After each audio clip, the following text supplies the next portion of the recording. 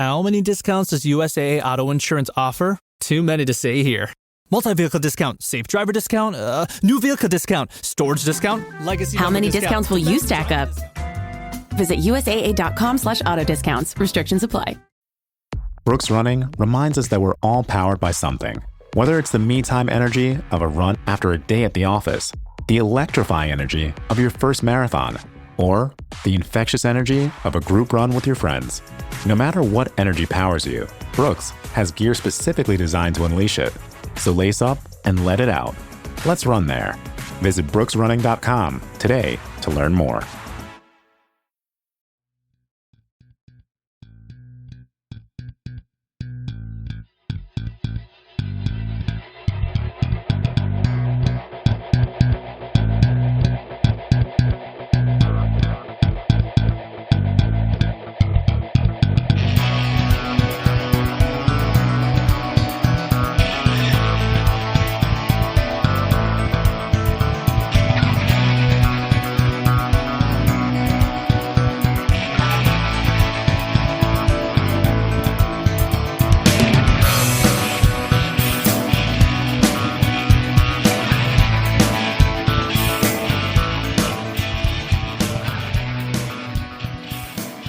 And welcome back to the Boundary Corner podcast, along with my partners Brian Siegler, Jonathan Talley, and Shelton Moss. I am Curtis Wilson.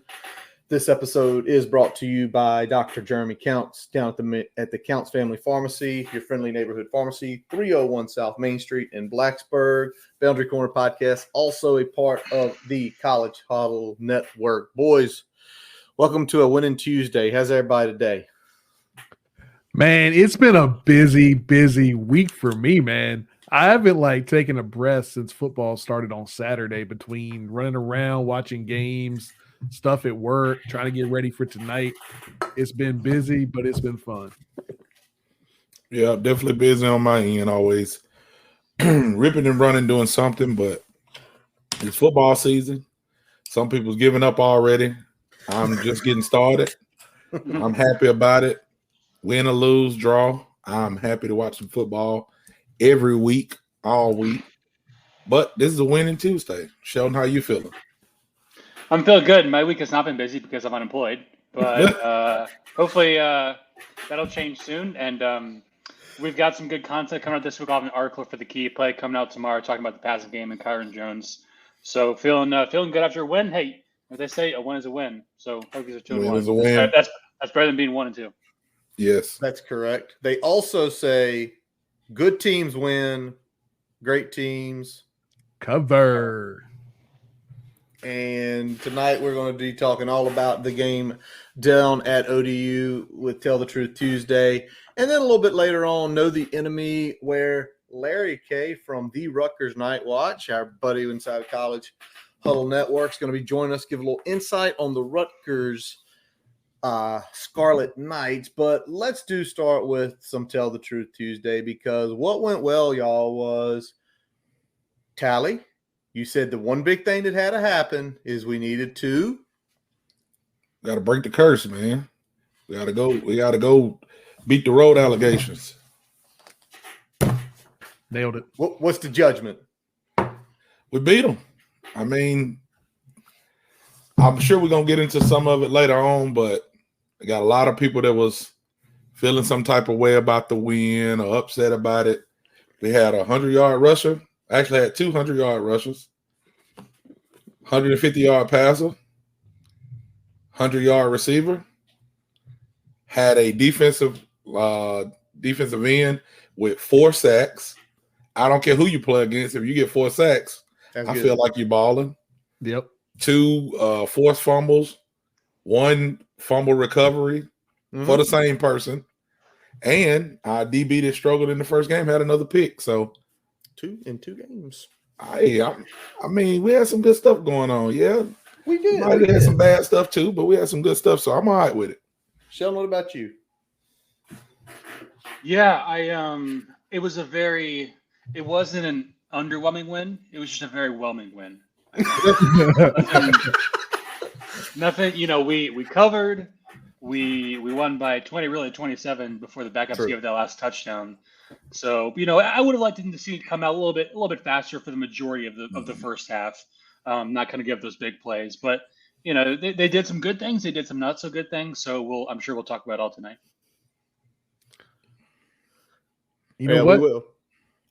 I saw improvement. And Sheldon says he was whelmed, not overwhelmed. I think Tally was he wasn't superstitious, but he was definitely a little stitious. Yeah. So, yes. I think we got over the hump a little bit. I'm excited that we scored some points, put up 37 against ODU. I'm excited that we covered. I'm excited that we were able to, as Tally said, beat the road allegations and finally get a victory down there in Norfolk. So, I mean, other than that second quarter, there's not a whole lot of complaints that I have for that game.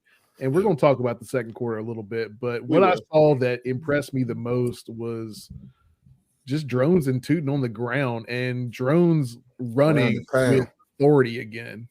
Authority, absolute authority. He was bringing the hammer. Real quick, Brian, just so you know, we're a sentimental podcast. There you go. Sometimes. It's true. First of all, y'all said it. For me, finally winning a damn game down there in this series. Like, it felt like, back in 2018, everything went wrong. Quarterback broke his leg. Nobody knew what they were doing on either side of the ball. We lose a shootout down there to ODU. And then just 2 years ago,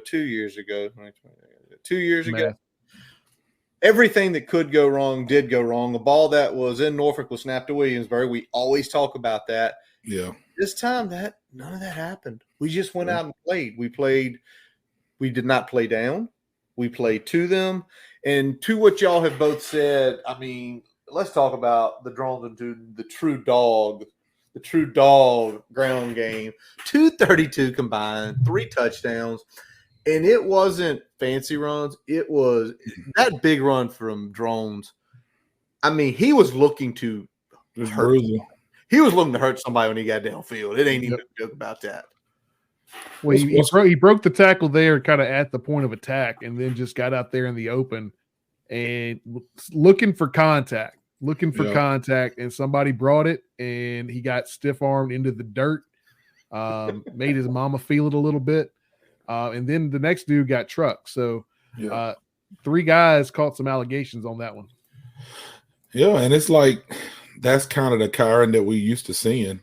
Mm-hmm. And they have, for whatever reason, went away from that. I understand you want to protect your quarterback.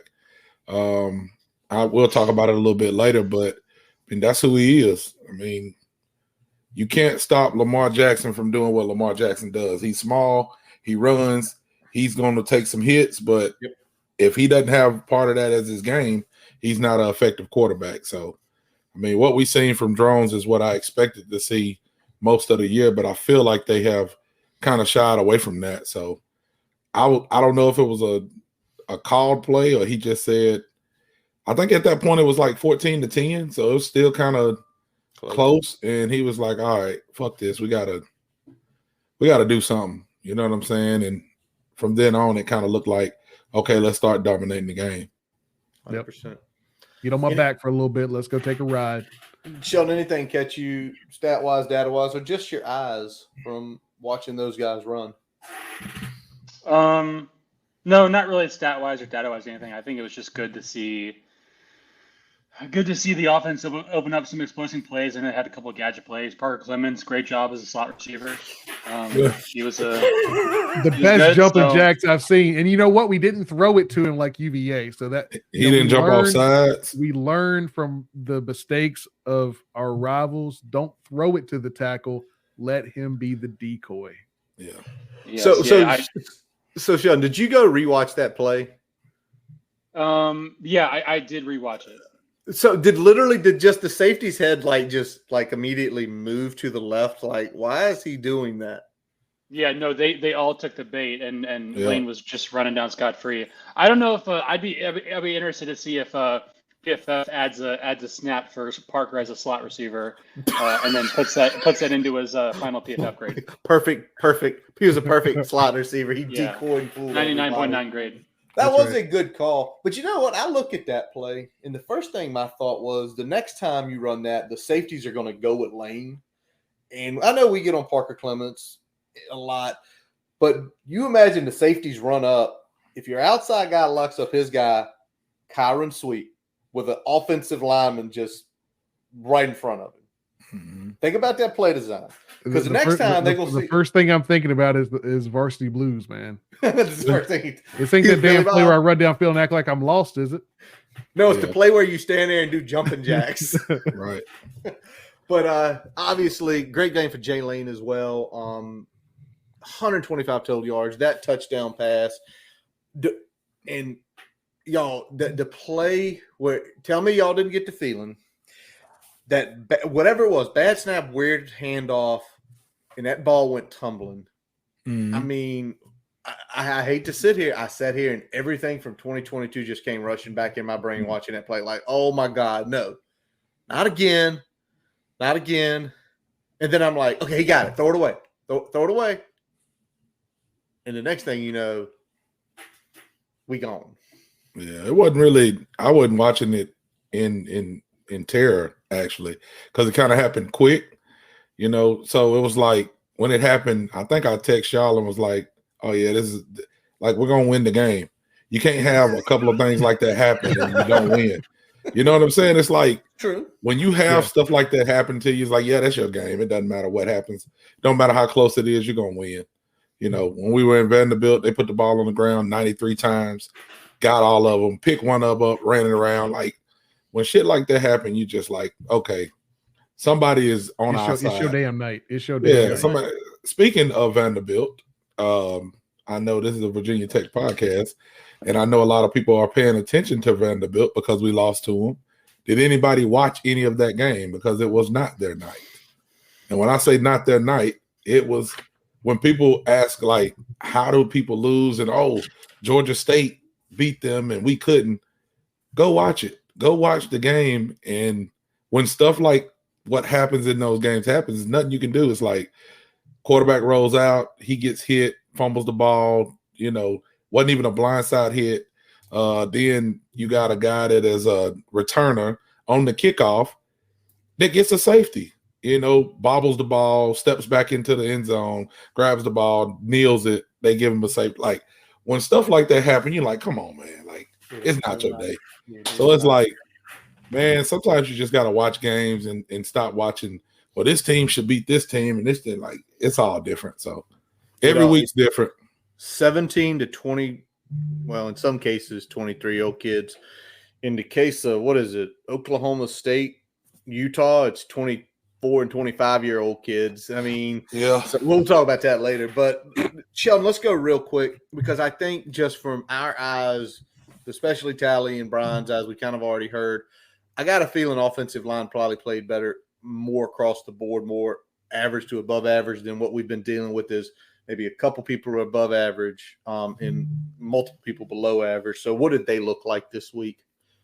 Yeah, it was pretty solid overall, certainly just based on the eye test. You know, they kind of opened up a little bit in the second half once they kind of started to wear ODU down. But, you know, Parker Clements, for as much grief as people give him, and sometimes it's been justified, but not so in this case, he was a 75.8, which was really good. We saw Johnny Garrett sub in for Xavier Chaplin. He was solid at 68, so that was good to see. And then in pass protection, Caden Moore was really good. He was a top grader at 85, which is very good for an offensive lineman. So, very good. You know, we saw Brody Meadows get some snaps too. You kind of got into the bench a little bit, and he actually did extremely well in the limited time he was in the game. So I thought it was a pretty solid performance from the front five. And again, I told y'all last year, it was that third game with drones where like things start clicking. We start feeling this is the offense more and more, and the guys have to get comfortable. And it's one of those things we can scream at, we can be mad all year. This happens to a lot of teams. We're not the only team in the country this happens to. It irritates us probably more than any fan base in the country, but that's neither here nor there. And that might be an episode in the off season that we might be working on. But I think it's more with how often we end up doing it. When there is any stakes at play, whether it's, you know, a Boise, 14 years JMU ago back to back, whether, you know, all these weird things that happen at the start of the year for the Hokies when there's any sort of expectations attached to a team. It's true. It just feels like, there's a reason that chokies exist, and that's one of them. All right. Well, let's roll on to the defensive side of the ball with APR, because Tally's already mentioned it. What a absolute ball game he had, because he have 7 total tackles. He had the trifecta when it comes to hitting the quarterback: the strip, the sack, and the fumble recovery. He had 4 total sacks. Second time he's had 4 total sacks. And I'm going to just let these guys say it. The only other person in Virginia Tech history to do that is Bruce Smith. Bruce Smith. So that is on some level. Cool part was Smith was standing on the sidelines to see him do it. Like, and APR said in the post, he's like, yeah, he dapped me up before the game. It was just like, and it's cool where it happened, especially with APR being down there. And I mean, that was the best he looked all year. Like, he finally looked comfortable for the first time, at least in my eyes. Brian, what did you feel? Did you see from APR? Because it looked like that was the APR middle of last season where teams were having to just think about him every snap.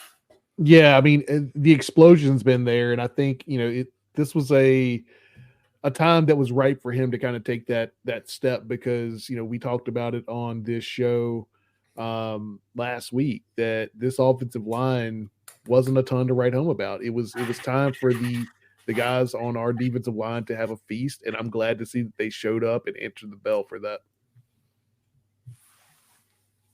Miss Tally? Oh yeah, definitely. Not much to throw in besides what you guys have already said. It's like he was bigger, faster, and stronger than them, and he went out and he was bigger, faster, and stronger than them. Like, from the jump, you could tell whoever was trying to block him couldn't do it. So whatever quarterback would have been back there, he was getting to him, So I was excited to see. And like I said, man, the thing that kills me, though, is when people say, like, oh, well, it was ODU. It don't matter. Like, we played Delaware. We played Wofford. Rhode Island. We played a lot of schools, and people don't get 4 sacks against them. So if somebody gets 4 sacks in a game, I'm hyping it. I don't care who it is. I don't care if they're playing the school of the blind and deaf. Yeah. And I mean, ODU gave that Gamecock team more hell on the road, and then that same team turned around and gave LSU every bit that it wanted. So that's not an awful team that we went down to Norfolk and played. So I think we need to remember that a little bit. Their offensive line might not be exactly what you would want to write home about, but that team as a whole is a pretty solid G5 team. Well, you got to think about this with South Carolina. They scored 23 on them, and 14 was because the offense turned the ball inside the 20-yard line. Yeah, something like that. Like South Carolina didn't drive that ball at all against ODU, and I know it's again what Tally, you were just trying to say, it's week to week and things like that. And Sheldon, I'm sure you could probably find data about, like, to show us like how teams perform, because it's the crazy thing I feel about college football versus pro is I feel like pro is always more predictable outcomes. I feel like college, it is legitimately like playing, I don't know, you want to say roulette? Callie, you go down to the casino. I'm interested when you say roulette. So but it's roulette. It's like, where are you going to place the bet? How are you going to stagger it out? So yeah, but real quick, I noticed, I think APR second highest defensive end or defensive player this week, Sheldon, in PFF grades. Yeah, something like that. I know he was the Walter Camp Player of the Week for the entire country. So very well deserved honor. Yeah, really good on that. High PFF grades and everything. And I think just in general, really, other than the second quarter, the defense showed up. The defense showed up to what we thought they were going to be. I know, Shelton, you've got the data point in here. I think, I don't know if you texted the group or just me, talking about missed tackle rates, how it went down again. what is your perspective, just the data and just watching the game? Is the defense slowly morphing into what we thought it would be from Jump Street, Sheldon? I think it's getting there. I mean, I know they moved up to 35th in SP Plus this weekend for defense, which was, kind of where they started the year. They're, a little bit better than the offense right now. So, but yeah, I mean, like I like the way Tally's thinking. It's not about who you played, it's how you played. And APR got his second career 4-sack game. Last one was against Wake Forest last year. So look, he was a dog, 91.1 PFF grade, which was, like I said, one of the best in the country. And that's really hard to do as a D lineman. Just from what I can see, it's, the D-line grades for PFF are much more kind of condensed in that sort of average range. But a 90-plus grade is really good. So you mentioned the 4 sacks, 5 total QB pressures, which was great, and then missed tackles. I was looking at this because I've been following it for throughout the course of the year. Tech had a 14% missed tackle rate, which was a significant improvement from the last 2 weeks. That's really good. I think, national average is right around 18 to 20%. So they cut that down a lot, which is great to see, not having, guys break tackles and get free in the secondary. Obviously you got to make sure that, they're not running free, which happens sometimes, but, always good to wrap guys up. So yeah. And then you look at some of the advanced stats, we saw a lot of blue on that advanced stat chart on gameonpaper.com, which is always a good thing. You want to see blue. 31% success rate for ODU, which was 9th percentile of all games this year. So they really just smothered them, really. So that was good to see. Brian? Yeah, and I mean, when we talk about success rate and getting better game to game, it helps when a defense is coming into their own and not having to play a triple option offense. So if we're seeing improvement, that's one of the reasons. We're not seeing a funky look where responsibilities are significantly different than they would be week to week. So we're getting into a little more consistent offensive attack. We're going to see, we'll talk about here in a little bit, but we're going to see a lot more of that this week, a little more conventional offensive attacks. So, not looking so much for the quarterback to have a lot of misdirection, doing a lot of keepers, much less of that going forward. And that's going to be a good thing for this defense, I feel like, because when they can play the way they have the last couple weeks, that's going to bode well for us, because that's going to keep us in every game, regardless of what the offense is doing. Anything to add to that, Telly? No, not really, man. I mean, we talked a lot about what went good. I mean, you always want to talk about what goes good after a win, but when you talk about what went good, you also have to talk about what went bad. So, no lie, Curtis, I'm gonna toss it to you, and you're gonna start us with what went bad. Well, y'all know what I texted about Saturday night was we gave up 3 runs, 40-plus yards. And that's not good, especially when the other team only rushes for 243 yards on close to 40 carries. And if you do the math, 140 of that are on 3 of them. That was the issue last year we saw at times. And right. I listened to the post game stuff, and I re-looked at the 65-yard touchdown run. And by all means, I'm trying to figure out exactly what the defensive end, last name blanking on me right now. Yeah, what CJ McCray was doing.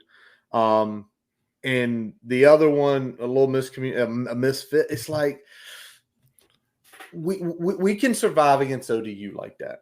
Yeah. We're about to start a stretch of games. We can't survive. You cannot give up those big runs.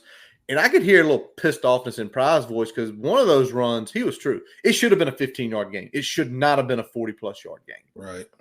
And that's what happens. That's what happens when you guess, Curtis. When you said you didn't know what he was doing, he was guessing. Well, it's hold on. You want to make a big play, you want to hit the running back because you guess that's where the ball's going. But your responsibility is probably the quarterback, which just ran for a 65-yard touchdown. So you got to be disciplined. That's what it comes to. On all phases of the game, you got to be disciplined. Whatever your job is, you got to do that job. Now, from what I can see, I think that was his man, but it was nobody else there. You know what I'm saying? And if you're in that kind of coverage, you got to kind of know what's going on and where everybody is. So, yeah, especially against that offense where they've got their receivers outside the numbers. So you don't really have as much support as you would normally have from those guys playing corner, guys playing nickel, depending on where they are, maybe even the safety there. So you don't have the help that you normally would have against that type of offense. So if they get to the alley, they're going to be running for a bit. Yeah. Shelton, anything on either of those plays? Again, Shelton usually goes back and rewatches it. I try to sometimes. Sometimes I just don't fit into my life. But did you throw when you saw the running plays again, Shelton? Did you throw anything the second time? You're like, what are you doing? No. Okay. Yeah, I good. mean, obviously, I don't know. We don't know exactly what everyone's responsibility is, and that's above my pay grade a little bit. But yeah, I mean, that was probably the one. Really, the only area of the game that they struggled in was with the explosive run plays. I mean, because look at, like I said, with the advanced stats chart, like everything was good for Tech except for the run stuff. So, if we want to talk about this when we get there, but the big plays have really been the sore spot for the defense this year. So that's kind of why it's a little bit concerning when you got a team like Rutgers that comes in and has a really good running game coming to Lane Stadium next week or this week. So they got to get it cleaned up somehow, some way. Yeah. All right. I'm going to go to the next one what went bad, and I'm going to pitch this to you, Tally, because I want to hear your anger on this. So you up 14-0. You had a fast start, right? Good start. Yeah. You drive again. You're at the 25-yard line. You got John Love, who is one of the more accurate kickers, not only in Virginia Tech history, right now in college football. And it's 4th and 4. What are you supposed to do there? Are you really supposed to go for it? Man, I'm taking the layups, man. I know you wanna lean on the team that you're supposed to be better than, or you're supposed to do this. And I'm just the kind of person where I feel like you got momentum, don't give it up. At that point, like you said, if you had a questionable kicker or you had the perfect play call, sure. But John Love has been money. I'm giving him the opportunity to go and get him another stat. Hey, man, go kick this field goal for us. So that's just how I feel. I mean, it's good to be aggressive, but at the same time, sometimes that comes back and bites you. And I feel like it always comes back and bite us as Virginia Tech fans when something like that happens. You miss a field goal, then they score, then this happens. Take the points, because you take those points. If you hit that, then you're up 17-0. They got to drive the ball 3 times. Yeah, I just feel when that happened, I was yelling, take the point. So I feel like that was a missed opportunity for us. Yeah, I feel like sometimes we get a little out of kilter as far as when to be aggressive and when to just take, like Tally said, take the layups. That was definitely one. I mean, I know we were in a group chat. We were sending messages. We were like, kick it, kick it, kick it, kick it. And I mean, like Tally said, you want to lean on them. You want to go out there and assert yourself. You want to say, hey, we can get the first down here. But sometimes you just got to take the points and move on to the next drive, because you've shown you can drive the football. You're going to get some more opportunities. Take the points. Yeah. Sheldon, any comments on that? Any analytics where it says go for it there, or what's your? I mean, no. Yeah, I mean, I have no idea what different analytics charts will say different things. I think you probably in that situation probably go with the flow, like take the points. 4th and 4. That's kind of, for me, that's kind of like iffy territory. I just don't have a huge amount of confidence in BT being able to convert that. So I would just say take the points. Maybe if you're playing, I think if you're an underdog, it makes more sense to be aggressive and risky. I don't think it makes sense in that situation where you're playing against a team that you're better than. Yeah. See, why I was also pissed off about that, because up to that point they had 18 yards offense, 18 yards, and it's really funny. You see how the momentum switches, because at that point you kick the field goal, they have no belief. There is the honest truth is, I wonder if they get to 10 in that quarter, because now you're up 17 and they're like, oh my God, are we going to be able to do this? All right. You gave them belief. Don't give the underdogs belief ever. Couple other things that went bad. That first kick of John's, I was like, did John miss one? No, he got it blocked. Yeah. That is now the third effective big blunder on special teams this year. It's been one a week, and now it's a trend now. And now I sit here and say, what's going to happen next week? What are we going to screw up? And it's something different each time. So that's where it's a little more frustrating. You can't even like necessarily, draw a circle around, okay, well, we need to improve, how we're fair catching footballs, or we need to improve how we're blocking on kickoff, or, how we're protecting on punt. Like there's something different every week. So that's a little more frustrating, because you can't necessarily say it's one thing or the other. It's a little bit of everything. We've seen a coaching blunder directly with the numbers. You see, okay, well, they went to a different look and we didn't call a timeout. Should we have been prepared for that? Should that be a coaching thing that we should have just stopped and said, let's look at it again on the block punt? And then now you've got a blocked field goal. Where early in that game, it didn't look like we were doing a good job with protection up the middle. Regardless, we were getting folks were kind of shooting the gaps in the middle of that field goal unit. So that's something to look at. But again, it's kind of inconsistent across the board on special teams, with no real fixed area that we can look at. Yeah, I mean, a special teams unit was really good last year. Statistically, one of the top units in the country. So I know there were some nefarious individuals on Twitter who wanted to fire Stu Holt. He really every week. Yeah, every single week. I'm not gonna name names, but we know who they were. We'll see you in wrestling season. Yeah, I mean, the thing is with special teams, there's such a limited sample size of plays that if you have 3 or 4 really bad ones, it kind of hurts you a lot in the stats. So I don't know. I mean, it could just be players not executing. Maybe it's a coaching problem, but I don't know. I think Stu Holt's done mostly pretty good job. So I guess we kind of just got to see how it plays out the rest of the year. All right, fellas. Anything else in y'all's opinion went bad on Saturday? I mean, we had another slow second quarter. Other than that, looking at big picture for this game, second quarter aside, I don't really have a ton of complaints. All right, Same. Charlie, Sheldon. Same. My only other complaint went bad. I would have liked to have buried them in the third quarter, because our defense gave us every opportunity to put that game away at 28-10 in the third quarter. It took us to the fourth to finally knock them out. That's my biggest bad. Especially. You went on mute, bud. Muted yourself, Kurt. Still muted. We don't know what's going on with Curtis. Somebody didn't want him to talk, so they put him on mute. Why we got Curtis on mute? Okay, you back. Here we go. All right. Y'all going to have to run it for a second, because something's going on with my mic again, y'all. Well, while Curtis is having mic problems, we're just going to bring New King to the forefront. We ain't fucking worried about Miami right now. We're worried about Rutgers. We'll talk to you next week. I don't even know who y'all play this week, but you better be worried about whoever y'all play. We'll talk to you next week, New King. Thank you for joining in. South Florida. Because if y'all don't remember, a couple weeks ago, South Florida, sorry, y'all, I completely lost everything. A couple weeks ago, South Florida went into Tally's home state and gave a team that's a whole lot more talented a hell of a run. Oh, yeah. Saturday night. Had them boys sweating bullets down there in Tuscaloosa. They did. All right, let's go this real quick. Brian, anything happened you were not prepared for?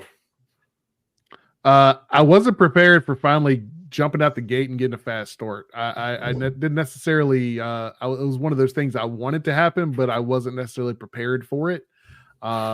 So when it happened, it was very much a whoa. Okay, this is what we can do out the gate.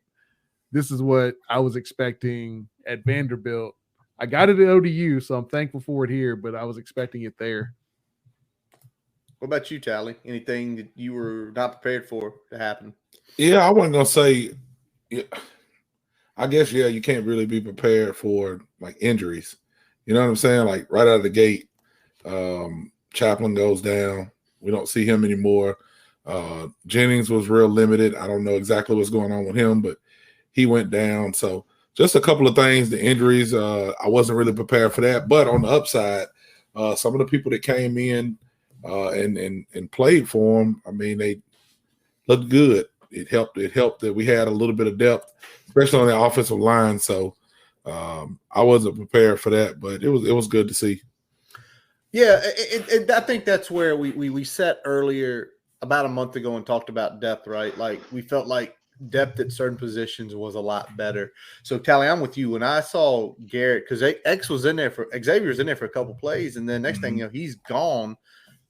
Coach Robbie texts me like, "Who the hell 79? He ain't got no name." I'm like, no nameplate, no nameplate, baby. And you know what? They apparently they were thinking of doing something tricky,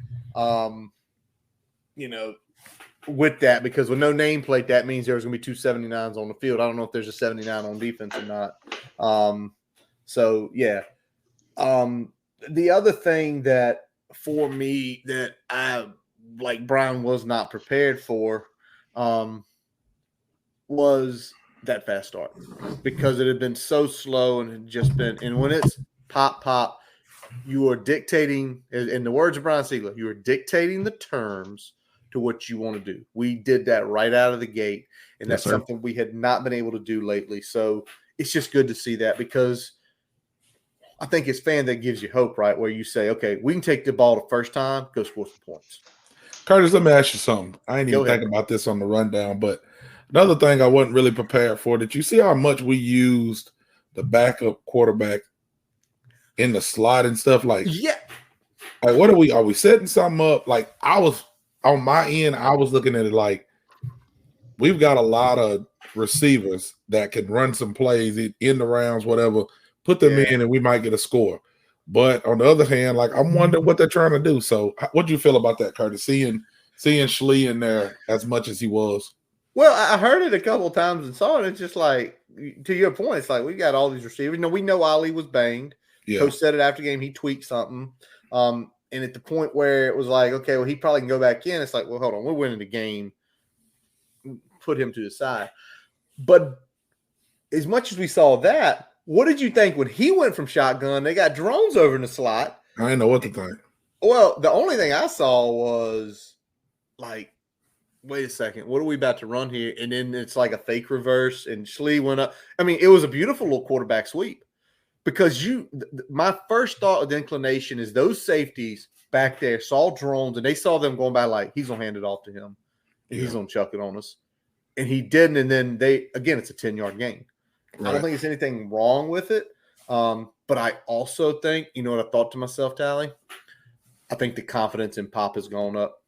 I think the confidence Pop is up now, where they feel, hey, we have this dynamic player. He started a bunch of games. He knows college speed. How can we utilize that? All right. Yeah. Go ahead, Brian. I was just going to say, that I think that's a good point. I think, you got to take advantage of the talent that you have out there. And when you have a guy that can throw but is an athlete, that gives you another wrinkle, right? And there's nothing wrong with adding an extra wrinkle to your offense. And you know what? Another thing is you got to play the game within the game. So if Kyron decides to move on after this year, to go on to bigger and better things, what does your quarterback situation look like? Like, you kind of got to depend on Pop. He's been in the system. This is his second year, right? So going into next year will be year 3. If he doesn't touch the field at all, does he decide to leave? You know what I mean? So things like that. So it was good to see him get on the field. And like you said, Curtis, I can maybe see that and agree with that, where they've got a little bit more confidence in him, where, hey, if something happens where you're winded, we ain't going to even say hurt.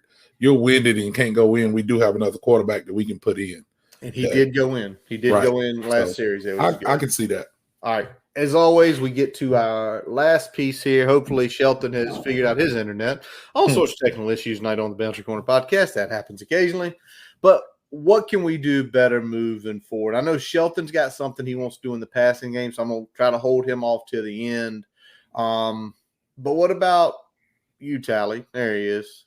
So Sheldon, you are going to be our last one, because I know you got a lot to say and you got an article coming out. But Tally, Sheldon's going to talk about the passing game and all that. But what are you looking at with what can we do better moving forward?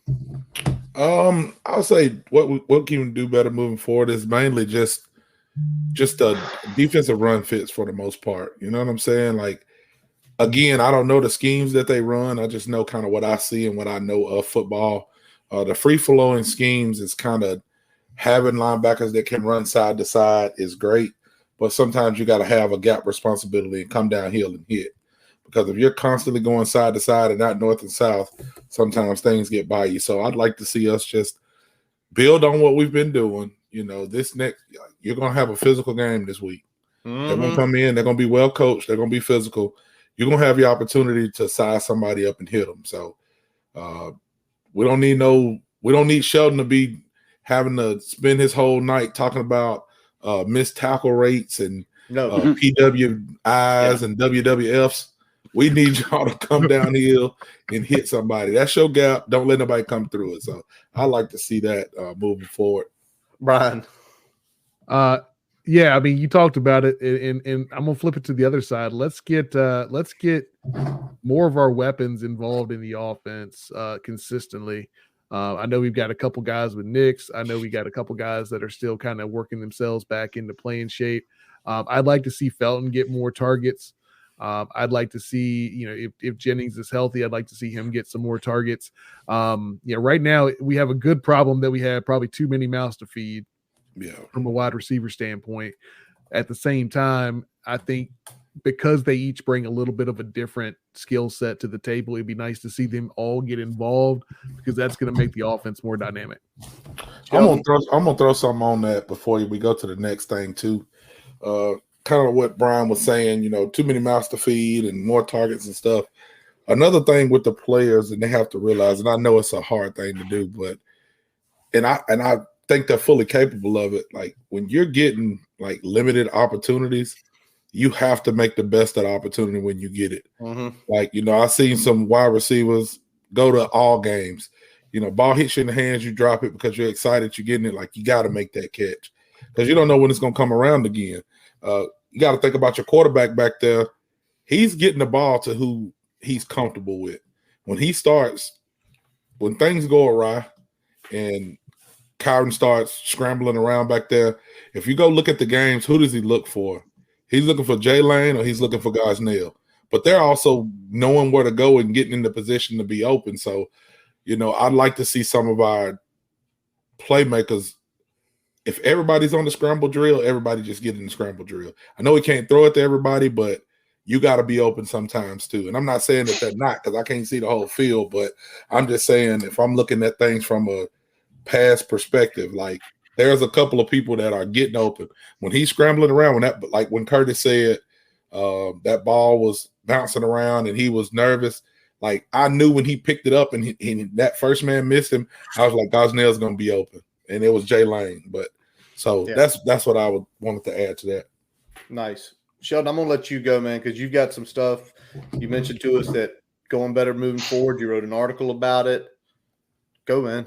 Yeah, so the biggest thing I think that has to improve is the passing game. It's been a little bit lackluster so far this year through 3 games. So some of the key stats, Hokies are 105th in passing success rate, and that includes passes and sacks as well.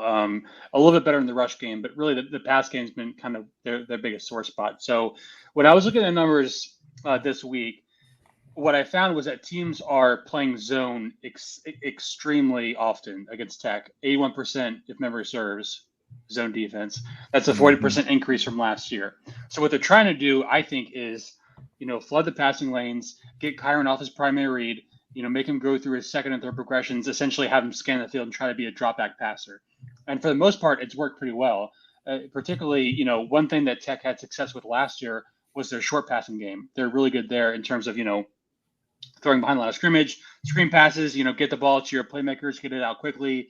Don't let your O-line block for a long period of time and let your playmakers make plays in space. Now, that worked really well last year, but this year, their efficiency on those short throws has just plummeted. I think Jerome's was second worst passer rating among all Power 4 quarterbacks in efficiency on short throws. So, that's a big sore spot for me. I think, obviously it's easier when, you got guys looking at the quarterback. They're not logged onto their man. And I just think that, Jones has to be able to scan the field a little bit better, be more consistent in his footwork and his mechanics, because I think that's where he struggled a little bit. When you're on your second or third read and you're sitting there in the pocket, having to go through those progressions, and it's easy to, maybe get a little bit rushed, in which case your mechanics suffer. So I think if Jones, the hope is that he can have the game slow down for him a little bit, because this is really the first time in his career where he's been forced to be a traditional drop back passer. And it's been a challenge. So I think hopefully he gets better with more experience. But if I'm a Tech fan, that's the biggest concern for me, is like, can Tech be efficient against zone defense when other teams know they're passing the ball? Can they push it downfield? Yep. And I think, to a point, I'm glad you make the point with the zone versus man in that case, Shelton, because one way you can do zone busters and everything is roll the pocket and move Kyron, because immediately you start moving him, they're downfield, they're locked on him. They're usually vacating zones. People are getting off their spots. We talked about, I think you mentioned a couple weeks ago, we're not rolling the pocket much. It's okay to do that. Get him comfortable, because we have seen when he has gotten comfortable, he is going to make the throws, but you've got to get him there every week. And if it's rolling the pockets, if it running zone reads, RPO, stuff like that, that's on Tyler Bowen, though. Tyler Bowen's, his first thought should be, my first 10 plays should be get Kyron comfortable. And whether it's him running or him passing. So I'll go flip it. I didn't even write this on here. Go better moving forward, get Kyron comfortable quicker. Because the quicker he's comfortable, the quicker he's going to do exactly what Sheldon's talking about. He's going to be more comfortable in the pass, going through his reads. One more piece I'll say I want to see better going forward. I don't want any more special teams blunders. I want a clean game Saturday. I don't want double jerseys. I don't want to block kick. I don't want to block punt. Clean. Write that down. And the honest truth is this. That was the best game we've played all year. It's been 3 games in. The best complete game. I still think the best half of football was probably against Vanderbilt. Honest to God truth, I think that was the best half we've played all year. But a complete game beginning to end, that's it. And I think we sit here, and probably everybody watching us tonight and our fans, I don't think we're even close to the peak yet. No. I don't think we're close to the peak. Still ain't played a complete game. Still ain't played a complete game. Still haven't played our best game. So that's where I'm going to leave that. One last piece. A lot of people injured and questionable this week. And it's going to happen. But I'm for one, everybody who's banged up, just let them sit till Saturday. And I know you want them to go through practice, but it's like practice is a good thing, but we need games. All righty. So, fellas, as y'all know, we are brought to you by Counts Family Pharmacy, your friendly neighborhood pharmacy located at 301 South Main Street. Shaq here, spinning fast-acting pain relief with Icy Hot. Ice works fast, heat makes it last. Icy Hot, you're so back. Brace the rudders! Raise the sails! Raise the sails! Captain, an unidentified ship is approaching. Over. Roger. Wait, is that an enterprise sales solution? Reach sales professionals, not professional sailors. With LinkedIn ads, you can target the right people by industry, job title, and more. We'll even give you a $100 credit on your next campaign. Get started today at linkedin.com/results. Terms and conditions apply. Blacksburg, I did not get a chance to reach out to Jeremy this week to figure out who's sending me the PS5. I'm going to have to call somebody want a PS5 and they're supposed to send it to Curtis. So if you're listening, if you want it, just get it to him. Just put your name right here in the comment section, and I'll get with you and get you my address. So we jump from the Hokies and Tell the Truth Tuesday to now we are going to get to know the enemy. And just like last week, we have found another very special guest. So we are introducing this week, part of the College Huddle, Larry K., who is from the Rutgers Knight Watch. Larry, how are you doing this evening, sir? How you fellas doing? I'm doing good, man. I'm doing good. Man, rocking and rolling. It was fun. For those that don't know, me and Larry had a nice little 45-minute conversation earlier today. I talked a little Hokies with him.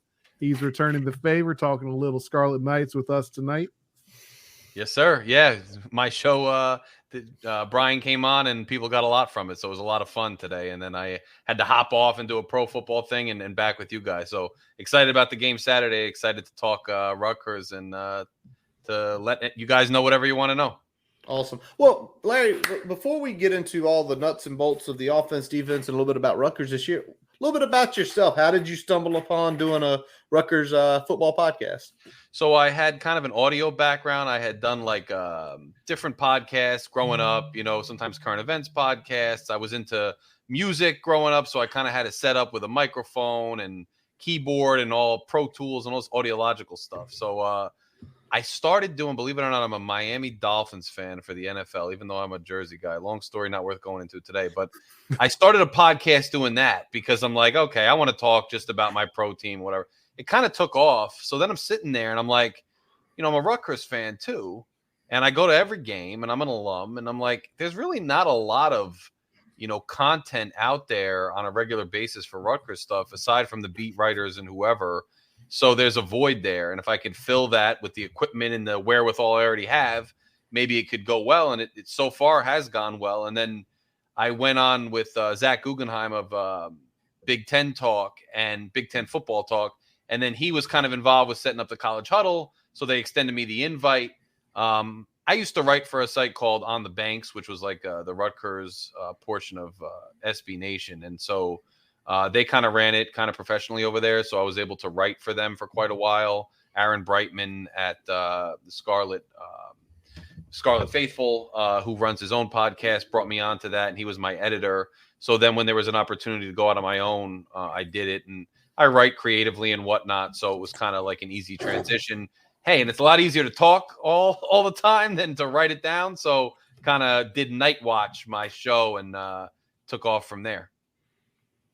That's awesome, Larry. And I love hearing kind of that journey, because I think everybody that's a podcaster kind of has their own unique journey of how they got to this, whether it's just having a fun chat with some fans, or whether they kind of went through, like writing, doing other podcasts and other venues. And then you kind of get to, well, here's my passion, and kind of, you find your niche in that fandom. But it's good to hear that. Like I said, I love jumping on with you earlier. It was a really good time, and just chopping it up and talking some football with you. So we're going to get to it. Let's start on the offensive side of the ball. Mm-hmm. You got offensive coordinator Kirk Ciarrocca. What can we expect from this Scarlet Knights offense when it kicks off at 3:30 on Saturday? We are, as most probably know and suspect, we are a ground and pound. First thing we want to do is establish the run game. Kyle Monungai, really, really tough runner. Monster. Absolute monster. Came out of high school with Jalen Berger in the same class, and Jalen got all the hype and fanfare. But Monungai has been the steady presence who's developed from freshman to now. Decided to come back. I thought his stock was pretty high last year. Came back to school for this year. Has been running his butt off the first 2 weeks already. They're going to like to try to get in there, inside the tackles, inside the guards. But every once in a while, once they've established that, Kyle's going to see the pile and he's going to cut back and try to find a lane outside and cut around that way. They try to build the pass game off of the run. You might have some play fakes, and they're going to try to take a deep shot or two. Last year, Gavin Wimsett was the quarterback, had a lot of wheels, had a lot of legs. But this year, Ethan Kaliakmanis, who's a Minnesota transfer, came in. And he was a starter for about a year and a half, I believe, at Minnesota. He's reunited with Kirk Ciarrocca, and he's pretty accurate quarterback. I think his issues might come in when he tries to squeeze it a little bit into coverage, but he can hit guys in stride. He can hit guys down the field. So you're looking for a running offense that tries to take its shots. The only thing that's non-traditional, and I say traditional, I'm talking, millennial. So the 80s I formation's not there. We got one back, 3 wideouts, and a tight end. But other than that, it looks fairly traditional. Hey, let me ask this, Larry. What was the feeling, not only of yourself, but, your friends, fellow alums, when the Gavin Wimsett did leave and they brought in Athena? Or you said his name perfect. I'm terrible at names, y'all know. The Greek kid. The Greek kid. That's what I want to call him. Another The Greek kid. name we could go down. Yeah. Yeah. But what was the thought? Because, like, with us, Wimstead, I mean, he gashed us last year with some of those read options, some of those, like quarterback sweeps. And for us, we're looking like he's gone. Wait a second. There goes the running element away. I think, for the longest time, Rutgers, and there's been these debates in football circles, Rutgers has a chance to get athletes at the quarterback position given their recruiting territory. And should we go for a dual threat quarterback? We finally do it with Gavin, who happens to be from Kentucky. I really liked the kid, quite frankly. He came in young. He was developing. He had wheels, and he had the arm talent. The thing was, as the season progressed, I think Rutgers fans thought that, wow, we're in a better position in 2023 than we actually expected to be. We're a little bit ahead of schedule. And if you look at some of the games down the stretch, get bowl eligible fairly early, everybody expected it because of the way the schedule, shook out, that we would lose a lot of games towards the end of the year. But nonetheless, it kind of takes its toll on the fan base. And they're saying, if we could have completed a pass here, this guy was wide open there. There were accuracy issues with Gavin Wimsatt that were hard to deny. Now, I loved the player, and I actually was still rooting for him. They bring in Ethan Kaliakmanis, and I'm rooting for Gavin to continue to progress and to win the quarterback competition.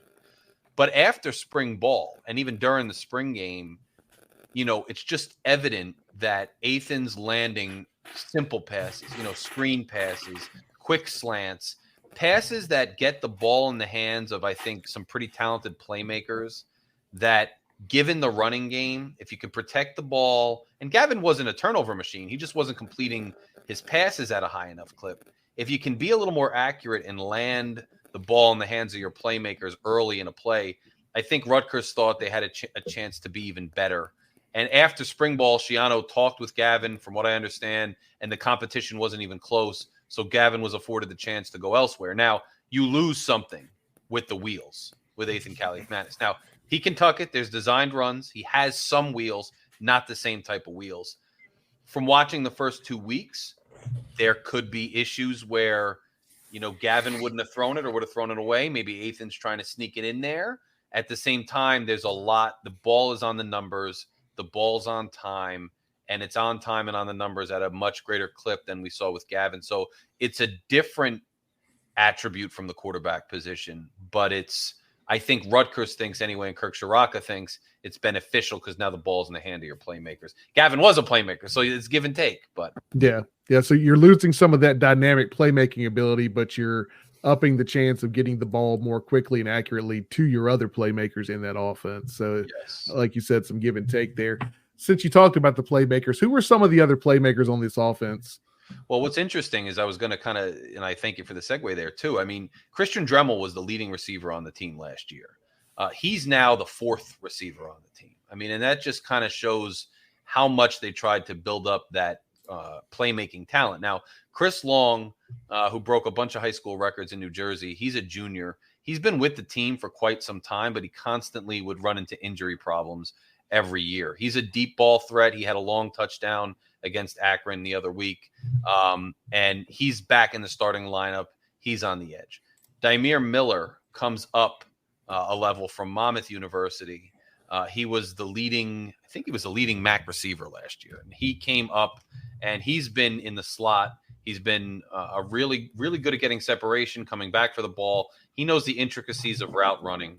And he's actually been a really good asset to the team. Dremel was kind of playing that position, and now he's the backup. And then you have Ian Strong, who was from Long Island. He's a sophomore. Last year, you saw some flashes. He's a bigger-bodied receiver. He can get open. He has good hands. You saw some flashes last year, especially in the red zone.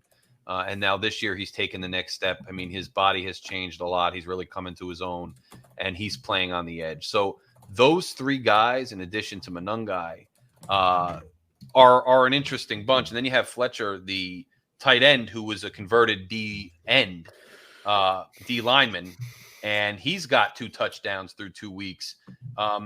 Victor Konopka is the other tight end. You look at their blocking abilities, and they're still developing in that realm. But as far as going out and catching the ball, Fletcher's been a pleasant surprise and a nice addition So watch for him to come out in the flat. You know, they like to set that up too. You're looking at the guys downfield. You got the play fake. All of a sudden, Kyle is going to block, and Fletcher's breaking off into the flat. He's got 2 touchdowns that way. So they like those short passes. They like to get the ball in the hands of these athletes and run it that way. Larry, you know something that's been a little bit more impressive to me as well, a name you didn't mention, is the backup running back. I think it's Raymond.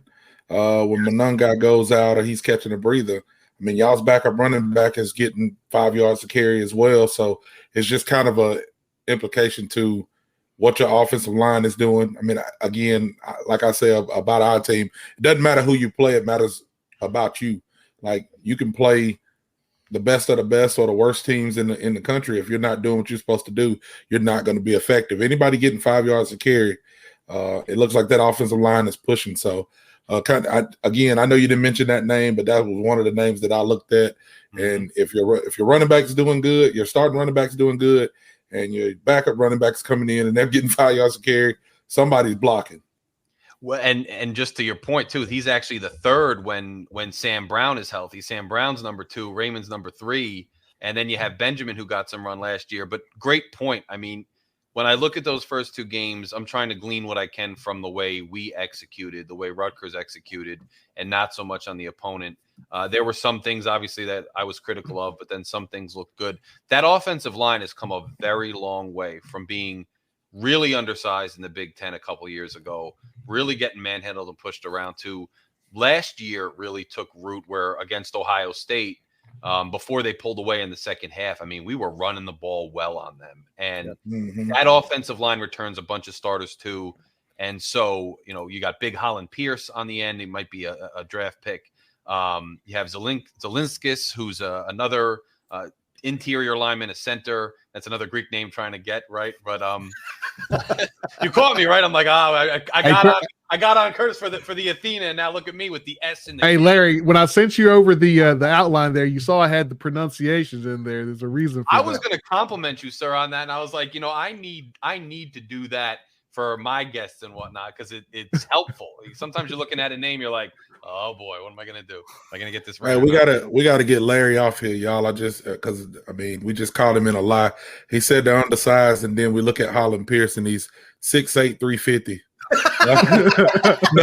Nothing about that man says undersized.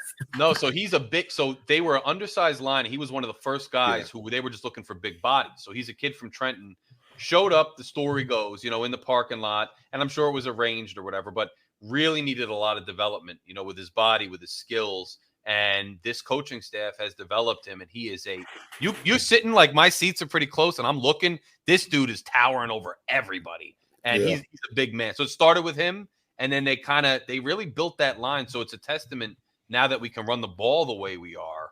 It's the O-line, and I say this in any football conversation I'm in. I know you guys brought it up, so you already know. Starts in the trenches, man. And the fact that the trenches have been much better, that's why Rutgers is better right now. Sean, what you got? Yeah, well, Tally kind of took my question, because I wanted to ask how that running back trio kind of plays off each other. It seems like they've all got some pretty good skill sets. But I'll go with this. I think we know Rutgers statistically has had a great start to the season. I think the big knock is the quality of competition, which is, you know, always tricky to evaluate when you're earlier in the season. Even though they played some inferior teams, I mean, look, they beat Akron by 42. You know, Tech struggled with ODU for a little bit, so, you know, don't take a 42-point win for granted.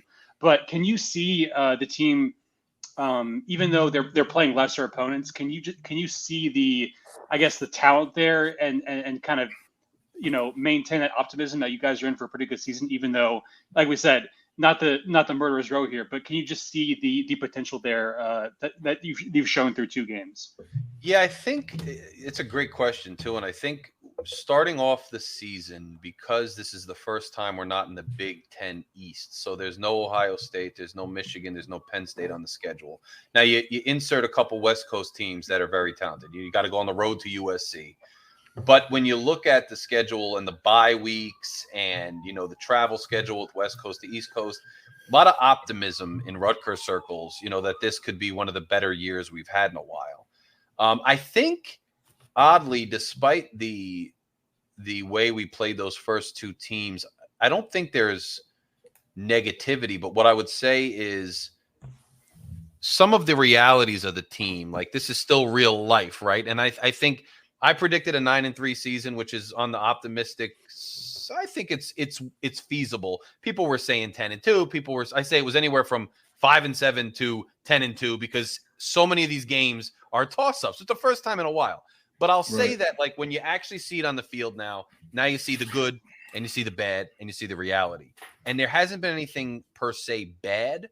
But I think like when you see Rutgers go up against Howard and Ethan Kaliakmanis is just throwing the ball everywhere and everything's pinpoint accurate, you're getting excited. But then you come back the next week and he's squeezing balls in the first half into double coverage. We get lucky on a touchdown catch where it ricochets off of somebody.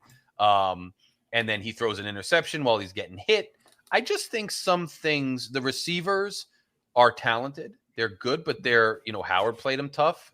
Akron played him tough in the beginning of that game. There was some separation issues. So I could be being nitpicky, but I think we're seeing some just reality. And so I think I'm still very optimistic about the season, but I'm watching for the first true test now, which is this week, like the first real game that, and we always had it circled. Like this is where it starts.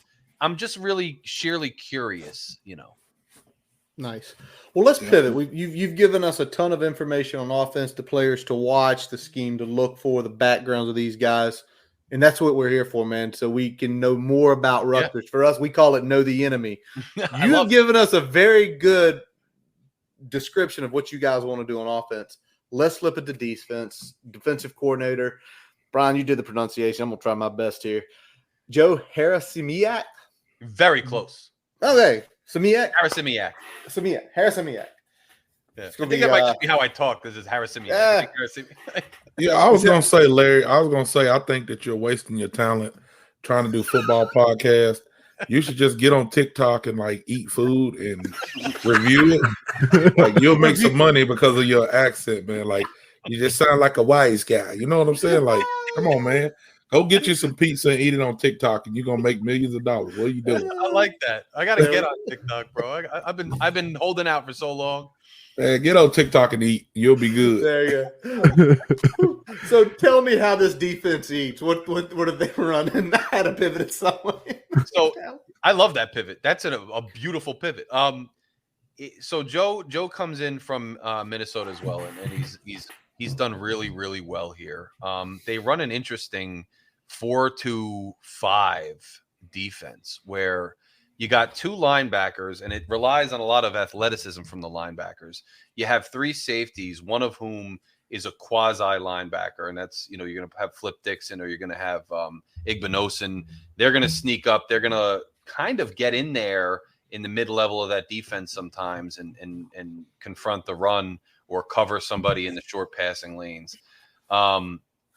The linebacker core is a really interesting thing for Rutgers right now because you started the preseason with Mo Toure, who was maybe our best player on defense last year, sack leader, really great story. He goes down for the season before it even starts. So he's out. And he was Rutgers likes to, because it's a 4-2-5, it's such an interesting defense. It's such a multiple look defense. They like to move guys around. So he would sneak up on passing downs onto the edge and all these things. Now he's gone. Tyreen Powell, who was arguably maybe the best defender on the entire team last year, he goes down last year against Ohio State, then sustains another injury like an Achilles in the offseason. He, I believe, is going to be able to go this week, but I'm not positive on that. Now, I knew that there was a chance he could start the season, but I always said you're not going to see him until Virginia Tech. I don't know if we're going to see him, but there's rumblings we might. Right. There's now, so Moses Walker and Jabome, those are the two guys that were kind of stepping up for them. Moses Walker, a New York kid, was a flip from Penn State. Shown a lot of flashes, still learning the position as far as being in position. Jabome had a great game against Howard, struggled more against Akron. A lot's going to come down to those linebackers and their horizontal play. If Powell plays, it bodes better for the defense. Safeties, I love Shaquan Loyal is somebody who lays, hits hard, comes up with the ball when it's coming his way. Flip Dixon, another guy who's been very good for this team. He's had some injury troubles early in the year, but he's back at it. And Igbinosin, like I said, is another talented player. So the other thing to watch is Wesley Bailey, one of our ends on defense. He's been hurt. He's been out the first 2 weeks. I predicted him to be the sack leader with Toure out. When he's not hurt and dinged up, his motor is probably the best on the team right now. He's a good rusher, good pass rusher, very good pass rusher. Aaron Lewis on the other side, the interior guys, we're still waiting to see who really flashes. Malcolm Ray had a sack up the middle in the interior of the defense 2 weeks ago.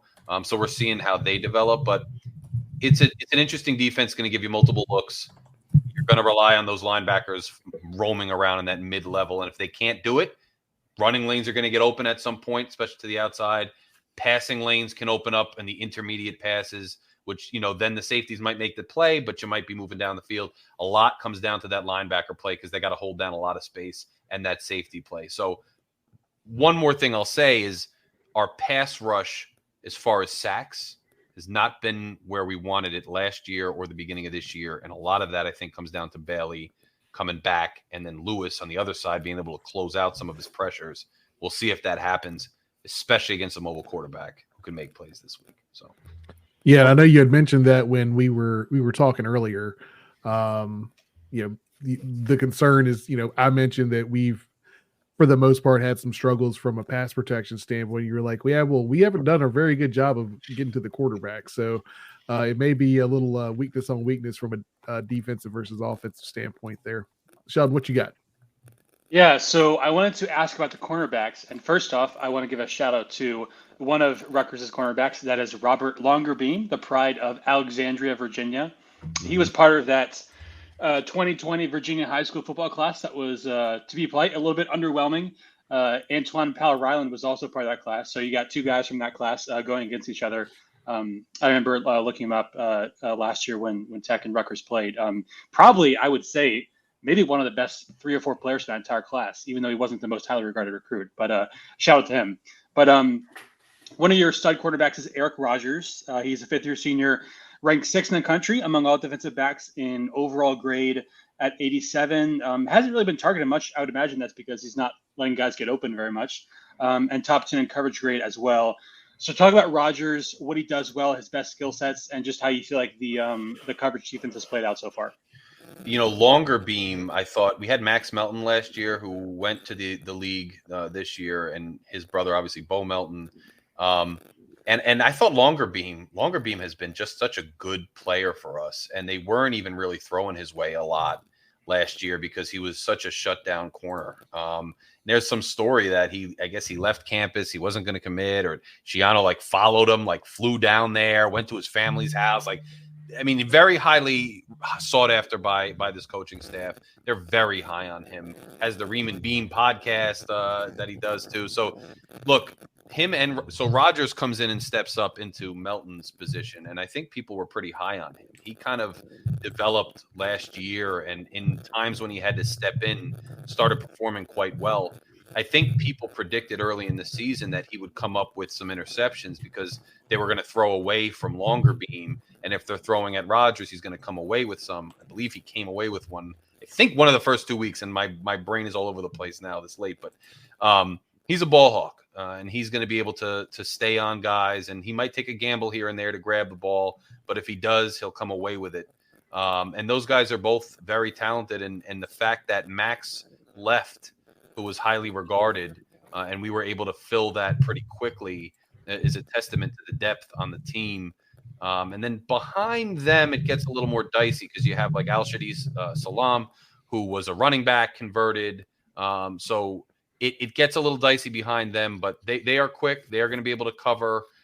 They need to be in position and not take gambles. We had a couple long passes the first couple weeks of the season on some blown coverages and things. One of them might have been Loyal or the safety's fault on a corner blitz, but they're going to try to grab that ball, and they're going to try to stay on guys. They have the speed. They can stay with them. They have the hands. They're all going to hit. They all can tackle, and they come up and they make tackles, and they're not going to be afraid to try to stop somebody for a short gain after a catch. But that's the tale of those two guys. Yeah, and you've got Rogers. You weren't lying. Y'all's first score of the season was his pick six versus Howard. Yeah, I thought it was 52 yards. And the Tyrene Powell, we talked about Tyrene Powell a ton last year in the preview. Tyrene Powell was a Hokie commit, flipped to Rutgers very late in the process, and he led in the game last year. He led the team in tackles. So for us, it's like I'm glad he doesn't have those few games to get ready for Tech, because coming in cold at linebacker, are you reading your keys right? Are you going to the right gaps? Are you missing assignments? Do you know where you need to go? So that's a big thing. So let me ask this. As a Rutgers fan, you're sitting here, and obviously you and Brian had the discussion. You're probably looking at tape, stats, data. What is concerning you most with the Scarlet Knights heading into Lane on Saturday afternoon? The defense containing, your offensive scheme and a mobile quarterback who can make plays off script and on script. The fact is, and I was talking to Brian a little bit, this RPO, this spread run type offense. Linebackers are concerned because of health and because of rust for us. And containing a running quarterback the first week against Howard, Scroggins got out of that pocket and he made plays downfield and he was able to escape a bunch. And for a defense that relies on that horizontal speed to be able to contain guys, who's got a guy coming off an injury and another guy out, other guys learning that linebacker position, you're going to have to, that D line, if they get back there, they're going to have to understand that you can't, if they dive at him too quick or they let him get outside. Now, where's that linebacker help? The secondary, like I said, we're running, that many 3 safeties. So they can get up there and they can keep an eye on them and they have the closing speed. But I'm worried about that offense, the way it's going to spread them out and the way that quarterback is going to be able to make plays off script anywhere in the middle of that defense or the middle of the field that could cause Rutgers problems. And I think that it's the first road game of the year. The environment is obviously well known. And so you're going into a rough environment. And I talked to Brian about this. If there's a big play that gets Rutgers on their heels, they want to be a ball control offense. They want to run the ball incrementally down the field and take their shots when they're available. If they get on their heels where there's a big play or two and the crowd's into it, and they're not able to establish that running offense and incrementally get down the field, or a couple drives stall in that way, I think that could be a problem, because if they get behind too much, they're just not built to sling the ball all over the field. And so I think the way those two teams are built, it's going to be really interesting. I was telling Brian this exact thing. Who establishes their identity first? Are we establishing, a run RPO type system where there's quick strikes and there's a quarterback that's making plays?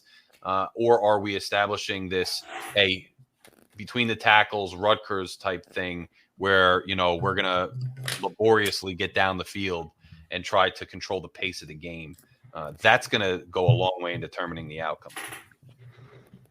Yeah, I think when you talk about that, a shortened game, a game where the clock is running a lot, definitely, I think, plays into Rutgers' favor, much like it did when we were playing Vanderbilt down in Nashville, where they kept the clock moving. They kept matriculating the ball down the field. We couldn't get off the field on third down with that triple option attack. If we have a similar situation, but with Monarchs between the tackles, it could be a long day for the Hokies. Sheldon, you got something before we flip it over to the last question here for Larry? No, I think I think I'm good. I know, like I said, the secondary has been pretty good. Keontae Hamilton has been the highest grade defensive lineman, so they've been able to get some pretty good pressure. Again, factoring the competition, but it just seems like they've been pretty engaged on all fronts. Nice. So let me ask you this, Larry, before we let you go for the night. Mm-hmm. If you're settling in for the primetime games on Saturday night with a big smile on your face, what do you think played the biggest factor in that Rutgers win? Containing drones, containing the quarterback. I mean, you do a good job of limiting the damage he does, with his skill set, which is a wide-ranging one. Flat out, I have seen it. It just seems that Rutgers, when they're playing their game under Schiano, they fare well, especially with the way the line is now, with the power team, that Big Ten lineup helmet on helmet and play is straight up. They tend to do well. what I've seen throughout the years, and this goes all the way back with Schiano defenses, is when a quarterback is getting too much off script and he's making too many things happen on his own, they can struggle and they can kind of get bewildered a little, like, what are we doing? Because keeping up's hard. If that defense can contain him and his damage is limited, I think they're going to then be able to establish the run, and I think they're going to be able to keep it where they want it, and then they might be able to pull out a victory at the end. So that's what I think the key to victory really is, honestly. All right, Larry, we appreciate it. Larry, before we let you go, where can we see the show? Where can we follow you on Twitter, Instagram? Let you get all that out before we let you roll here. Yes, sir, man. So Night Watch, if you just type in Night Watch, Larry K, like a night. If you put in just Night Watch without Larry K, you're gonna get like the, like medieval guys that go out in the park and like there's a lot of weird stuff that goes on. Have to remember the Larry K, y'all. Please put Larry K so you don't go down the rabbit hole. I don't know if we'll find you after that. Night Watch with Larry K on YouTube. You'll see my show there. Click subscribe, guys. Whatever fan you are of any, I talk college football. I'm part of the College Huddle, and I'm just trying to grow my numbers and reach. So find me on YouTube, and then if you type the same thing into Google or any podcast platform, Night Watch with Larry K on Spotify, Apple, any of the podcast networks. I do an audio version. My show with Brian's on YouTube right now, and it's already on all the audio podcasts. I'll send you the link for that later. My Twitter, because I always change the name because I do so many different things. Like, it doesn't say Night Watch. Let me just give it to you right now in case you guys want to follow me there. All kinds of interesting things. Just Larry K NJ. So Larry _K _NJ. And you could find me on Twitter. You'll see Rutgers content, college football content, and a bunch of other stuff. You guys have been an absolute pleasure. Brian, I appreciate you coming on with me. You guys are awesome. Made my night just kind of chilling, talking ball with you guys. So I'm wishing you guys luck, this week and the rest of the year. Hoping we win, but I think it'll be a fun season for both of us either way. So happy we're playing. Hopefully play again, and looking forward to it. Yep, Larry, we appreciate you taking the time tonight. We appreciate you letting Brian come on your show a little bit earlier. Definitely love being part of the College Huddle. Guys, follow that. They're all out there. So many teams to go find out whoever the Hokies are playing next week. See how that team's feeling. And Larry, from the sound of it, you just don't talk Rutgers. You're talking college ball all the time, and we love to hear that, man. So take care of yourself up in New Jersey, and we hopefully see you in the future, man. Yes, sir. Looking forward to it. Later, guys. Appreciate it, Larry. Get that TikTok started, man. I'm about to. See you later. See ya. All righty. So great segment there with Larry. A lot of information about the players, about what they're doing up there. Gotta love to see it. Again, it's great being part of this network where we can bring people on, or in our case, Brian going on, sharing a little bit back and forth. So we got a lot of stuff from Larry. I don't know if we've changed any of our keys up, but y'all, we got to jump into what our Hokie keys are for this week. And I'm going to lead it off with Jonathan Talley. Talley, what is going to be the Hokie keys for taking the dub this week? Oh, yeah, it was going to be the same for me no matter what, but definitely, reiterated what Larry was talking about. Like, we have to let Kyron be Kyron. He's not a drop back passer. He's not anybody else besides Kyron. The big bruising runs that he had one, at Rutgers last year. He has had one against ODU. They got to let him get outside the pocket. They got to let him run the ball. They got to let him get some contact. That's going to open up the pass game, because if we just try to drop back and pass the ball and drop back and hand the ball off, it might not fare so well. So let Kyron be Kyron is my keys to success. Sheldon, what about you, man? What is your Hokie keys this week? I went with establishing the run to set up the pass. I think Tech is a team that has to run the ball well to be effective in passing game.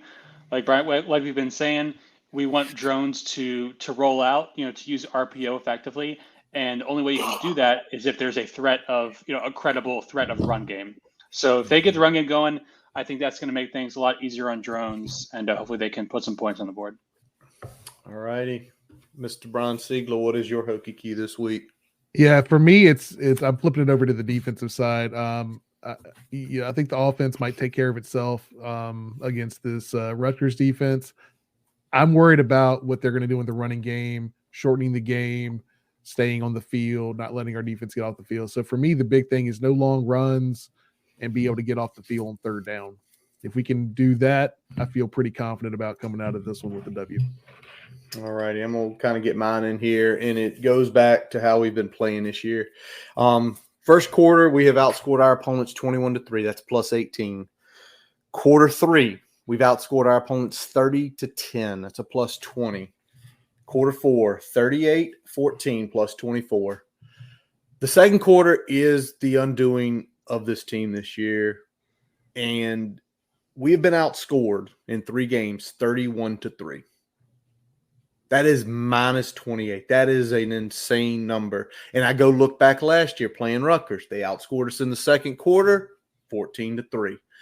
I think it's going to come down to what we do in the second quarter. Our coaches have a propensity for having great halftime adjustments where we get people in a rhythm.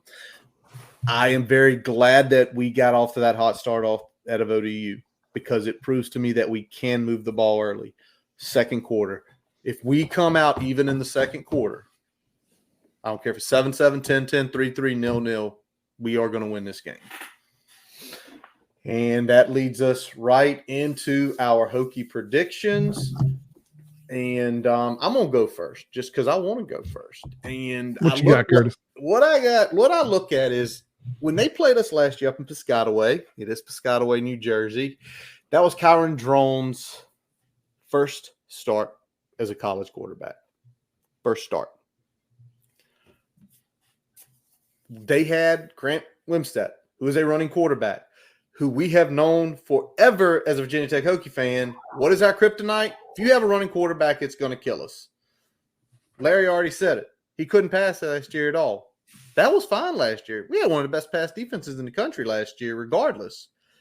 So you take away the wheels, you put a guy back there who you can do the design runs for, but he can't scramble. You can't run a read option. I think we're going to flip it. I think we're going to score a couple more points than them. Give me Hokies 28. You went on mute again, bud. You go. I'll take this next one here. I'm in the similar boat with Curtis here. I don't think it's going to quite be the full boat 8 points there. But I think the Hokies are going to do enough on offense and just enough on defense. It's going to come down to the wire, though. But give me the Hokies 27, Rutgers 23. Sheldon Moss. I'm going with a pretty similar score to Curtis here. I've got the Hokies 27-20 winning. I feel like this team responds when the chips are down and people are doubting them.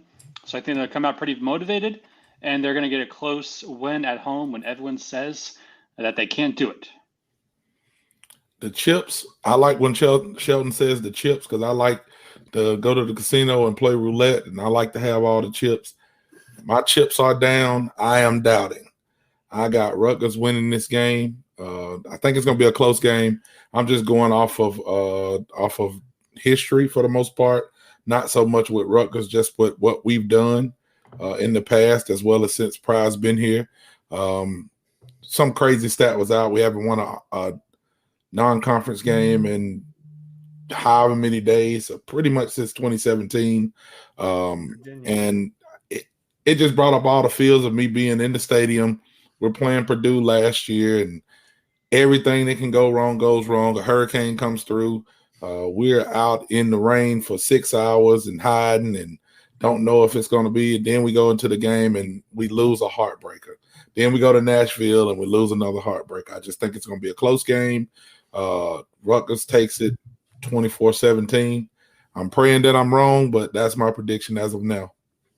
Got to go with what you feel, man. So we're going to be flipping it over here to big screeners in just a second. But y'all out there who are watching, it's quite a few of y'all tonight. Throw your prediction, what you think the scores are going to be for the Hokies games. So, again, you got me, Brian, and Shelton leaning Hokies, Tally leaning Rutgers, all of us within at least one score. So we don't get your liquor. Get your everybody's flirting in the 20s too. Nobody's predicting a high scoring affer here. I don't foresee that. But take your liquor. The under. I take whatever the under is. I think is it what 51 the last time I looked. I can pull that up. I got it right here on the phone. I think I do. If y'all can get to it quicker, somebody scream it out before me. 44.5. Oh, it went down. So it's went down significantly, just like the line started at 4.5. Now it's down. But, you know, we're going to see. We're going to see. I think this is a big make or break game for the Hokies in what we can do this season. So let's flip to it and let's get the big screeners. Let's talk about some other games we might be laying a little action on, and some games we'll definitely be keeping an eye on throughout the day on Saturday. Brian Siegler, as always, you lead this segment, sir. Where are we going? Going to Oklahoma, baby. Tennessee, Oklahoma. The Tennessee is favored by 7.5 here. I don't think it's going to be that close. I think Tennessee is going to go out there and do a little number. So give me the Volunteers in this one. All right.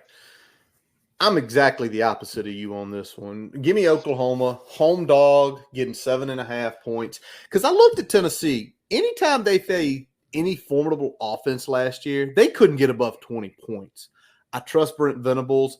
I don't know if Oklahoma will win this game or not, but I do not see Tennessee blowing the doors out of them. I see this being a close enough game that I'll take a home dog at 7.5. Sheldon. So I saw a stat earlier this week that this is the first time Oklahoma is a underdog by 4 or more points at home since 1998. I think they're going to feel a little bit disrespected by it, and they're going to come out and do just enough to cover. Tally. I copied Shelton, and I said Oklahoma. There we go.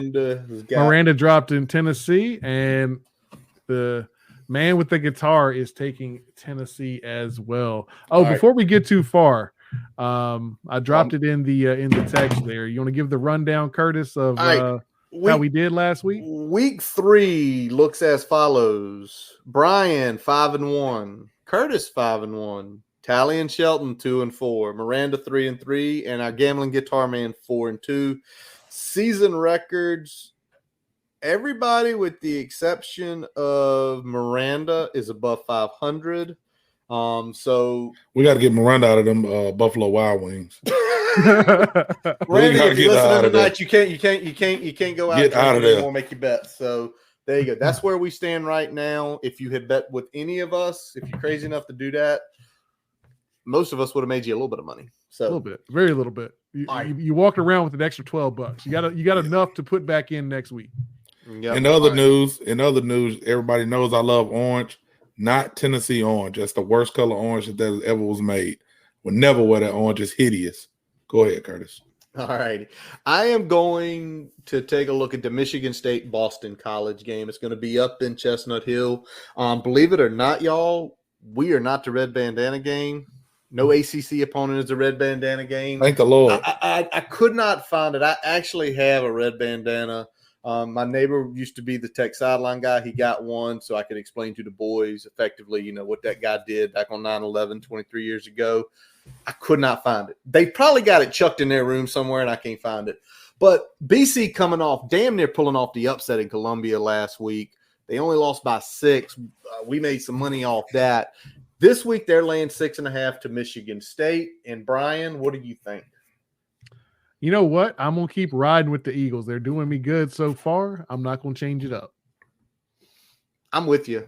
Laying 6.5 to Michigan State. Michigan State, to me, under Jonathan Smith, a new regime up there, probably not quite got where he wants it yet. So I'll take BC as well. I'm with Brian. The Eagles have not let me down this year. It will not happen this week. I like the job BOB is doing. Give me Boston College.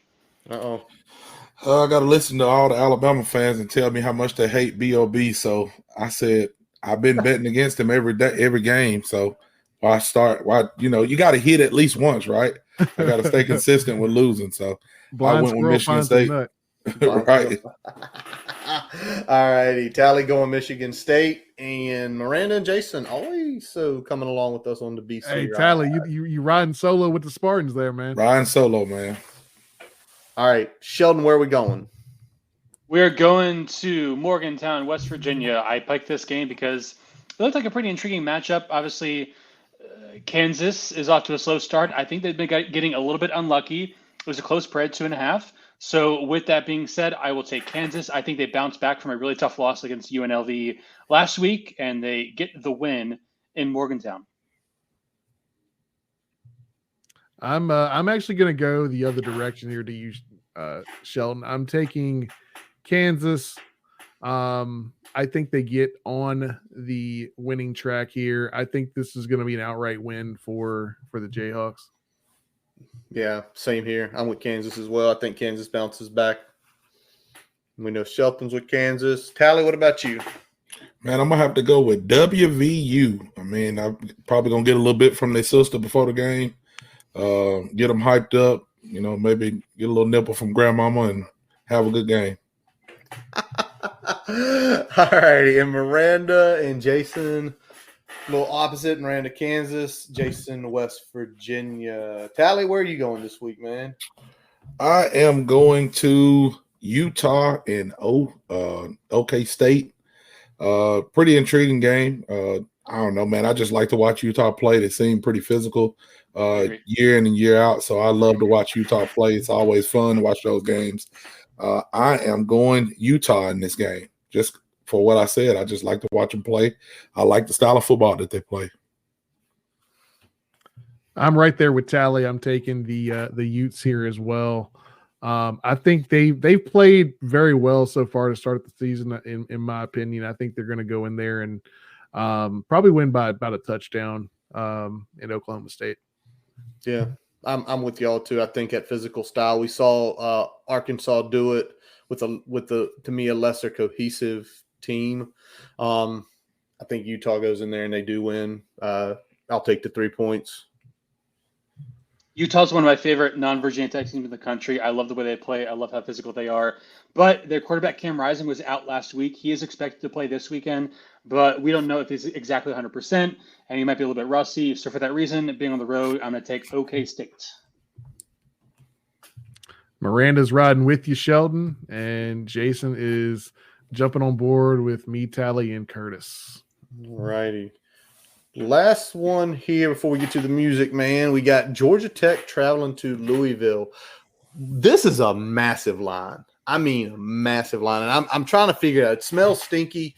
Louisville is laying 10 points to Georgia Tech, who, I mean, has played solid all year. So, Brian, what do you think? Yeah, this is a weird line. I don't know if Vegas knows something that I don't, but I think this is going to be a close game, wire to wire. So give me Georgia Tech in this one. I swear to God, if Haynes King is hurt and we don't find out about it until the first snap, I am going and saying, give me my money back. That's bullshit. Give me Georgia Tech. Give me the 10. Yes, I'm taking Georgia Tech as well. I just think it's too big of a line. I respect Louisville, but I think Georgia Tech will do just enough to cover. Same. I feel like that line is too big. If anything, we're going to be looking at about a 3-point game, maybe 7. Give me Georgia Tech. Miranda is riding with Georgia Tech as well. And our music man is coming in hot on Louisville, laying the 10 points. So that gets us to it, man. Our music man is back. He's picked a big one this week. We got the USC Trojans at Michigan. So I'm going to let him tell you what he thinks about this one.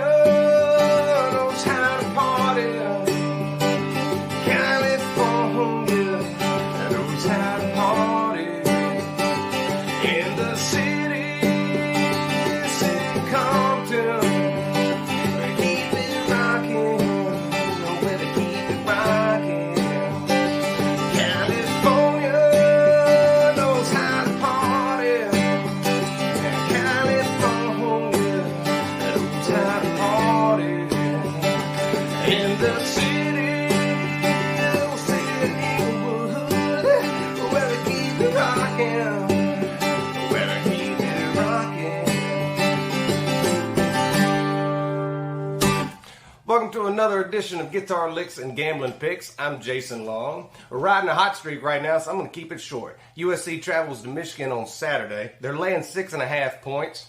I think USC is going to win by at least a touchdown, so I'm going to go ahead and take USC minus 6.5 versus Michigan. You want to know why? 'Cause California knows how to party. California knows how to party. In the city, with the city Hollywood, we'll keep it rocking. Oh, now to keep it rocking.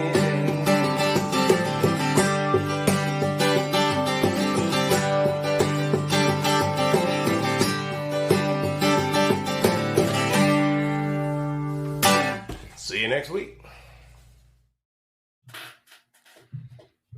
And there it is. Again, he said laying 6.5 there, taking the Trojans. And you know what? I'm riding right along with that. Give me USC in this one. Curtis, what you got?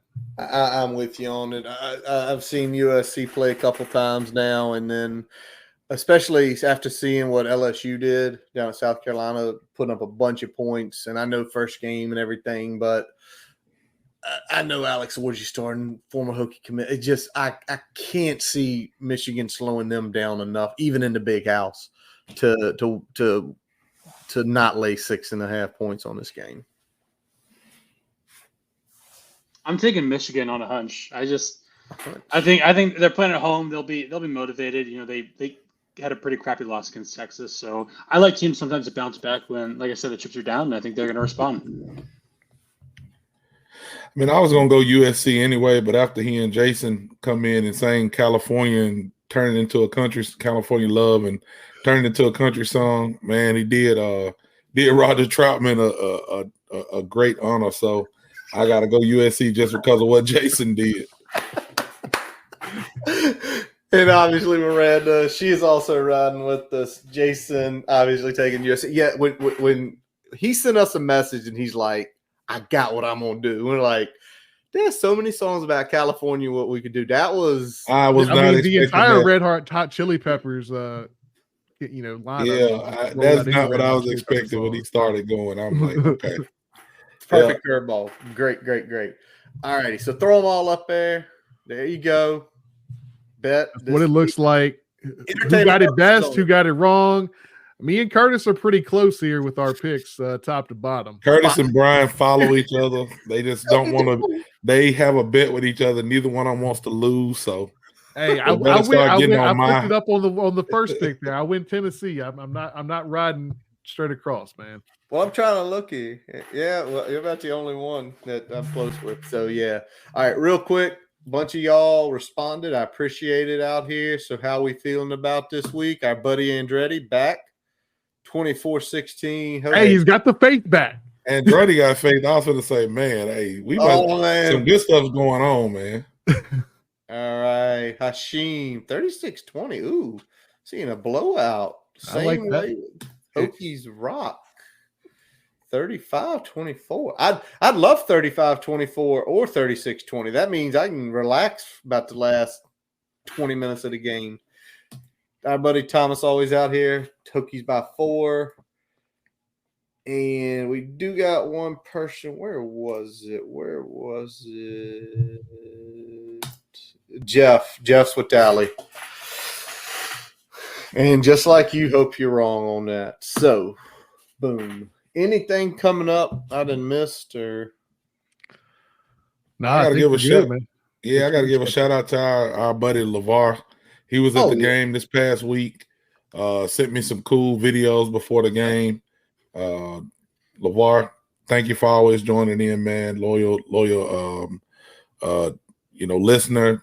Always is engaged with us. Like I said, send me some cool videos before the game. Hey, man, if any of y'all go to the games, if y'all are posted and y'all got some cool shots, man, send them to us. I'll find a way to get Brian to get him on here one day soon. But that was pretty awesome to see some pregame warm-up stuff that LeVar sent. So just wanted to give LeVar a shout out for that. I appreciate you.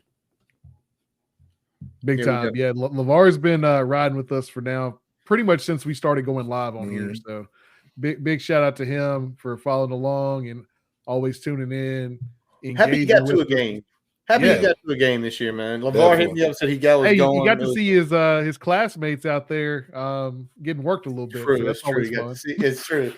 All right. Anything else breaking, boys, as we get to the 11 o'clock hour here on the East Coast? No, just be sure to check my article on the key play tomorrow. I'll have that going out talking about Kyron Jones, the passing game. So hopefully some very good informative stuff on the Hokies passing game tomorrow. Go check out the key play. We're going to have Miranda Wilhelm's recap and preview dropping tomorrow along with our show. So boundarycornervt.com. Head there, check that out. Go to the key play, check out Shelton's work. Everybody doing big things and fun things. So we appreciate the support and all the love that y'all show. SWVA shop. I need some orange hats. I know y'all are here. Get me some orange hats, man. Let me know how much they is. I'm running out. I need some new ones. He needs new. By the way, it looks like LeVar made the student section mad. Good, LeVar. I'm glad you made them mad. And with that wraps up this episode of the Boundary Corner podcast, brought to you by Counts Family Pharmacy in Blacksburg. I'm Curtis Wilson. I'm Brian Siegler. Jonathan Talley. I'm Sheldon Moss. We are part of the College Huddle Network. Our website is at boundarycornervt.com. Listen to all of our episodes. Check out the little merchandise shop. Don't forget to follow us on Twitter, Facebook, Instagram, YouTube accounts, all your favorite podcast sources. Jason, who just played the most countrified edition of California Love you ever heard, making Roger Troutman proud per tally. Check him out at jasonlongmusic.com, where you can link up to all of his music, Apple, Spotify, his YouTube and Facebook pages. Check him out on Instagram too, because he is dropping the gambling links usually on Saturday mornings for one last time to get that out there. Also check out where he'll have his live events. He always keeps that updated. We appreciate you guys always for listening, wherever and however you may listen to us. And as always, let's go. Hokies.